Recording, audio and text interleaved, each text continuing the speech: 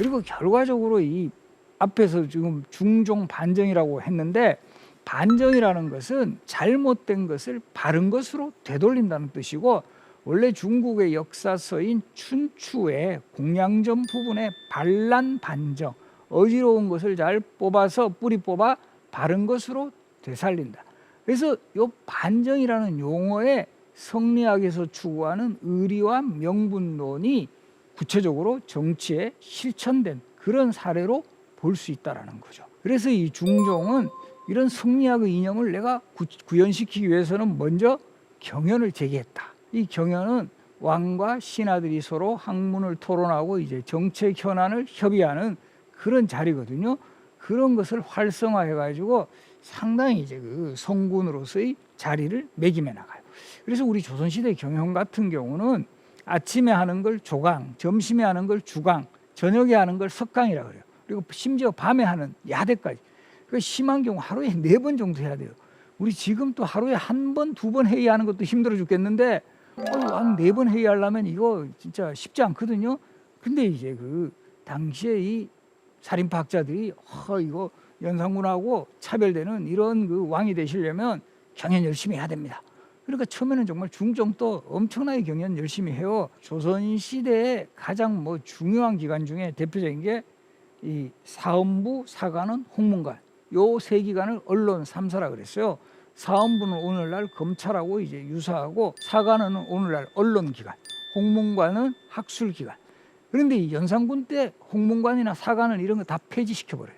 이것도 역시 다시 복구시켜서 이 언론도 재기능을 하고 학술적인 어떤 연구 같은 것도 활성화하는 그런 모습을 보였고, 이 금표를 해제를 해서 연산군 때 막 무조건 어디 자기 이제 원하는 대로 금표 만들어 가지고 백성들은 거기 들어가지 못하게 하고, 그곳을 자신의 이 사냥 같은 그 향락의 공간으로 삼았던 거를 이걸 다 이제 복구해 나가는 이런 모습을 이제 보이는 그런 정치를 해 나가는데, 근데 이제 한계에 부닥치긴 해요. 왜 그러냐면 사실 이제 중종 반정으로 이 공신에 오른 사람을 이제 전국 공신이라 그래요. 이게 바로잡을 정자를 쓰는데, 우리 보면 이 조선시대 역사에서는 조선이 건국됐을 때 개국 공신이라든가 세조가 개유정난을 성공시켰을 때 공신을 어려움을 바로잡았다라는 뜻으로 정난 공신이라 그래요.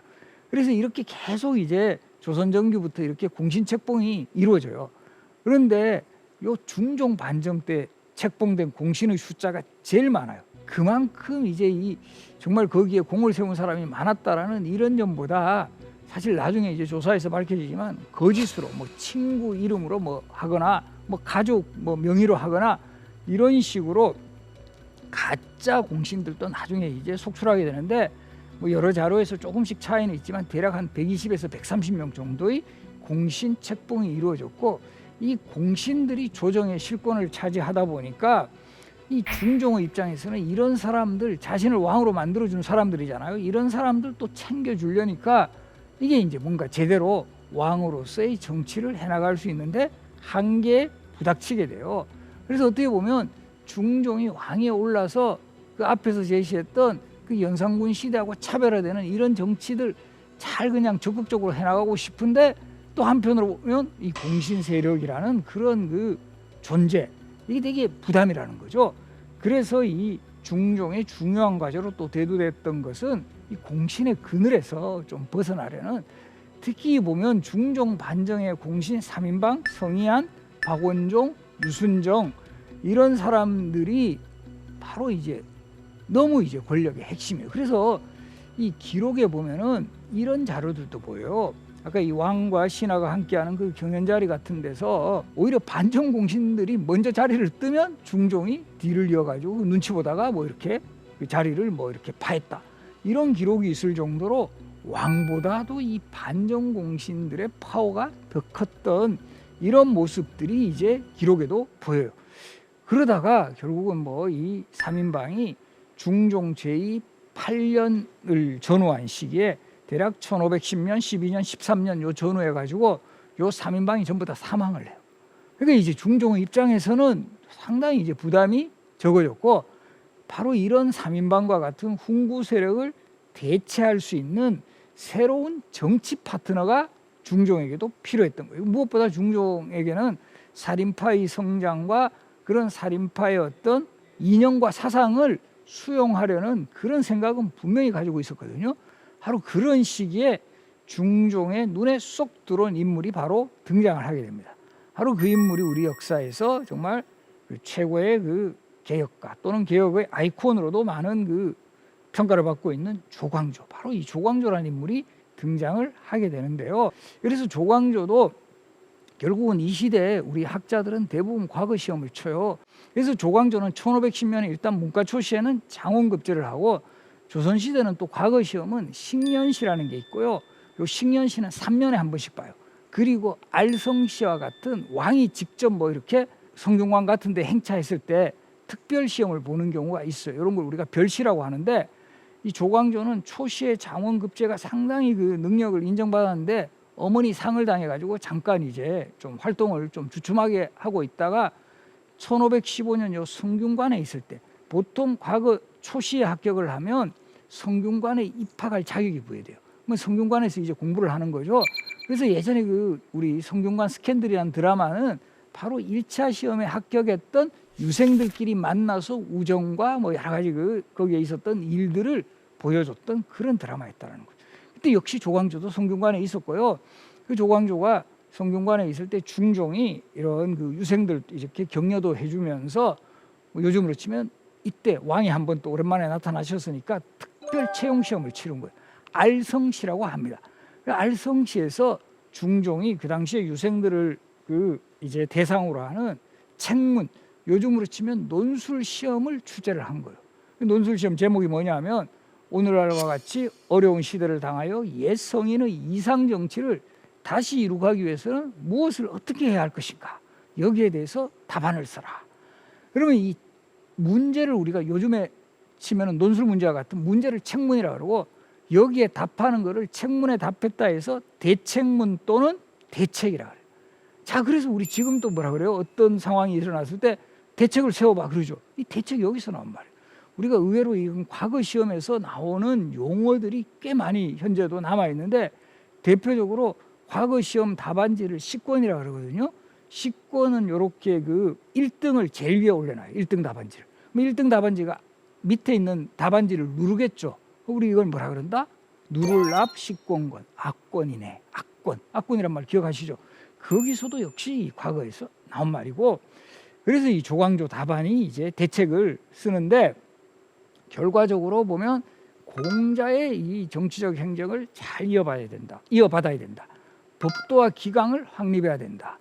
그리고 무엇보다 중국의 이 성인 시대인 요순 시대의 그런 정치를 우리가 잘 따라야 된다. 그런 내용을 핵심으로 하는 답안을 작성을 했어요. 그리고 이제 마지막 부분에는 성실하게 도를 밝히고 항상 상가는 태도로서 나라를 다스리는 마음의 요체로 삼으십시오. 이렇게 답안을 써요. 정말 이 답안이 지금까지도 남아있거든요. 저도 이 답안지 읽어봤는데, 저가 읽어본 바로는 중종이 왜 이렇게 감동을 했지 하는 느낌이 조금 덜 드는데, 하여간 그 시대의 답안으로는 정말 최고의 답안이 됐다라는 거죠. 그리고 이 시험에서는 사실은 2등은 했지만 실제 1등 같은 2등이에요. 이 조광조가 딱 눈에 들어온 거죠. 중종 입장에서. 야, 저 친구 엄청 학문도 깊고 뭔가 이렇게 좀 비범할 거다, 이런 느낌을 받았을 거라는 거죠. 그리고 이제 이거는 제 추론인데, 조광조의 그런 아주 능력, 학문적 능력 이외에 이 조광조의 좀 외모덕도 좀 보지 않았을까라는 이런 생각도 하게 되는 대목이, 유몽인이라는 사람이 쓴 어우야담의 기록에 보면 이런 표현이 있어요. 우리나라의 조광조는 용모 안색이 뛰어나게 아름다웠는데 그는 거울을 볼 때마다 매양 이 얼굴이 어찌 남자의 길상이겠는가라고 탄식했다. 약간 조금 어떤 상황에 따라서 보면 조금 재수 없는 그런 좀 표현이기도 해요. 내가 이렇게 너무 잘생겨가지고 이것 때문에 나 참 오히려 고민이다 라는 이런 표현을 했다. 그래서 우리가 보면 조광조는 다른 기록에도 보면 풍채도 좋고 상당히 반듯하고 아주 잘생긴 그 외모의 소유자, 요즘으로 치면 약간 꽃미남 스타일이 아니었을까 이렇게도 보는데요. 우리 조선 시대에는 아무래도 이 기록의 외모에 대한 평가가 그렇게 많지는 않아요. 그런데 이 왕 중에서는 좀 외모가 아주 그 좋았던 왕으로는 문종, 우리 세종의 아들인 문종. 그리고 예전에 그 우리 구름이 그린 달빛이라는 드라마에서도 이렇게 나왔던 우리 효명세자, 이런 분들이 좀 외모가 뛰어난 것으로 이렇게 이제 기억이 되고요. 우리 이제 조선시대의 대부분의 왕들이 원래 실물의 모습은 거의 남아있잖아. 근데 이제 다행히 그 실물의 모습이 남아있는 대표적인 왕은 태조, 그리고 영조, 그리고 철종, 고종황제, 순종황제. 그래서 이런 분들은 이제 그 원래 그 당대에 그린 초상화가 직접 남아 있어서 그 모습을 확인할 수 있고요. 또 되게 약간 이거 이례적인 것이, 우리 한명회 하면 예전에 워낙 모사꾼 이미지가 강해서 뭐 드라마나 영화 속에서도 그렇게 이제 좀 외모는 뭔가 이런 좀 뭐 그야말로 술수 부리는 이런 모습으로 많이 등장했는데, 사실 한명회는 기록으로만 보면, 실록 기록으로만 보면 상당히 이제 외모가 뛰어났던, 그 체격도 좋았던. 그러니까 어떻게 보면 한명회의 딸 중에 아까 그 성종의 왕비 공해왕후 한씨도 한명회의 딸, 그리고 예종이 결국 왕비로 나중에 추승되는 장순왕후 한씨도 한명회의 딸이에요. 한명회가 2명의 딸을 왕비로 보낸 거 보면 한명회의 외모는 우리가 흔히 드라마에서 본 것과는 달리 외모가 좀 뛰어났던 그런 부분도 있다라는 거죠. 그래서 이 조광조는 또 이런 외모만 뛰어났을 뿐만 아니라 뭐 요즘 표현으로 하면 그야말로 정말 바른 생활의 사나이예요. 자세도 너무 꼿꼿하고 이 흐트러짐이 없는, 완전히 그냥 공부하고 이럴 때는 정말 뭐 누가 와도 뭐 동요하지도 않는 그런 아주 그 철저한 그런 그 뭐 선비, 성리학자로서의 모습을 보여갑니다. 그러면서 이제 조광조가 이제 중종의 신임을 받아서 야말로 이제 두 사람의 뭐 동거라 할까요? 서로 이제 뜻이 맞았던 거죠. 이 중종의 입장에서도 연산군 시대의 그 시대적인 문제를 청산하고 이 살인파들이 좀 더 본격적으로 활동하는 그런 시대를 이제 그 주도하는 왕으로서 성장하기를 바랐고, 조광조도 이 성리학 이념을 바탕으로 하는 그런 정치를 이제 중종이 정말 실천해 줬으면 하는, 그러면서 이 두 사람은 완전히 파트너 관계가 되는 그런 모습을 보입니다.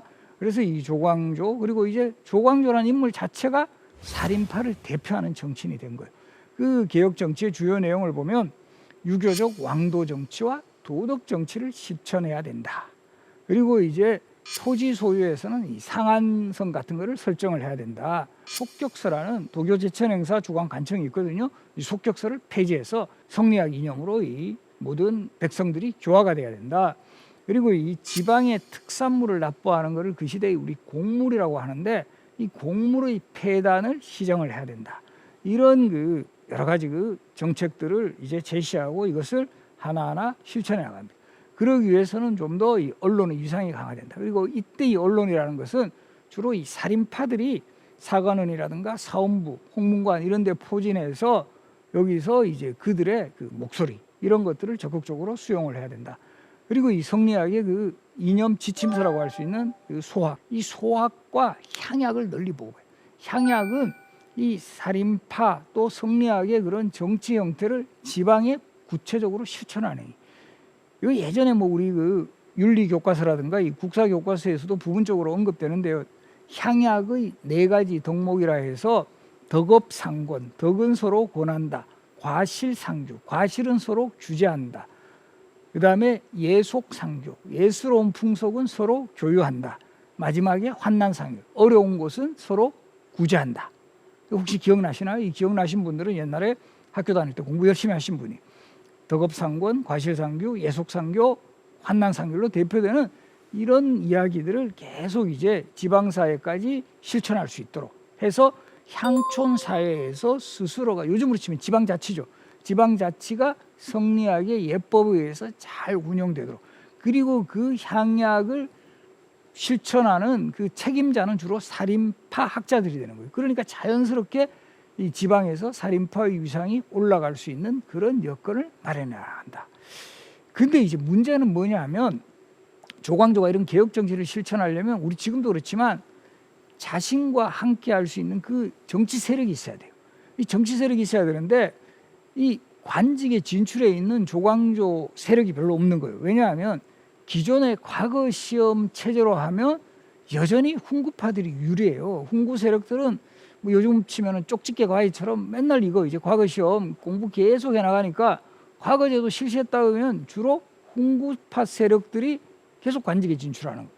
그래서 이거를 어느 정도 극복하기 위해서 조광조가 생각에는 아이디어가 뭐냐면 추천제.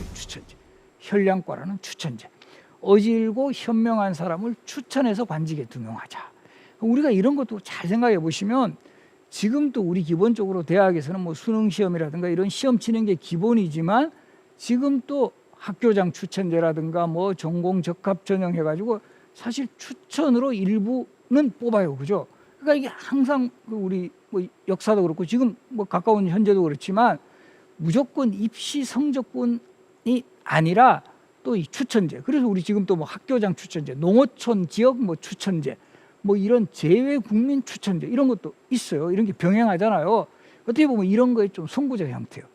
근데 이게 문제가 되는 거는 뭐냐 하면 이 현명하고 어진 사람을 선발한다는데 실질적으로는 조광조 세력들, 자신과 개혁 세력을 함께 할 수 있는. 그래서 이 현량과 실시가 바로 이제 훈구파들이 본격적으로 이 조광조 세력에게 저항하는 데 있어서 아주 그 중요한 동기가 됩니다. 그리고 이제 더 결정적이었던 것은 위훈 삭제라 그래가지고 앞에서 소개했지만 중종 반정 때 가장 공신 숫자가 많아요. 거의 한 120, 130명쯤 된다 그랬었죠. 그런데 이 공신으로 책봉되면 그냥 뭐 임명장 하나만 공신 이것만 주는 거 아니에요. 토지, 노비 거기에 따르는 여러 가지 경제적인 대가가 되게 큰 거예요. 그러다 보니까 이 120여 명 이상의 공신들이 되니까 그 사람들에게 지급되는 뭐 토지라든가 뭐 이런 것이 노비라든가 이게 돼버리면 상당히 경제적으로 문제가 생길 수 있죠. 우리 그렇잖아요. 우리도 지금 또 이렇게 재정, 재원 같은 거 확보하는 데 있어서 저쪽으로 계속 그 어떻게 보면 나눠줘야 되는 그런 재원이 커지니까 그래서 이 조광조가 이제 권력을 잡았을 때 그래서 조광조는 중종의 파격적인 신임을 얻은 이후에는 사관원의 정원을 거쳐 나중에는 이 대사원이라고 그래가지고 요즘으로 치면 검찰총장 직위에까지 올라요. 그러면서 이 아주 개혁 정치를 할 수 있는 그 든든한 이 배경이 되게 되는데 그때 바로 이윤 삭제를 추진하려고 하는 거예요. 왜냐하면 거짓으로 훈장을 받은 사람들 이거를 색출해 보니까 정말 3분의 2 정도가 가짜였다. 그러니까 이 3분의 2 가짜인 이 사람들의 공신만 삭제하더라도 상당히 이제 그 국가 입장에서는 재정도 이제 튼튼해질 수 있고 또 한편으로 보면 조광조 세력이 노린 것은 이 기회에 이 훈구 세력들의 그 계속 이제 권력을 세습하는 이런 연결고리를 끊어버리겠다라는 이런 의도도 작용을 했다라는 거죠.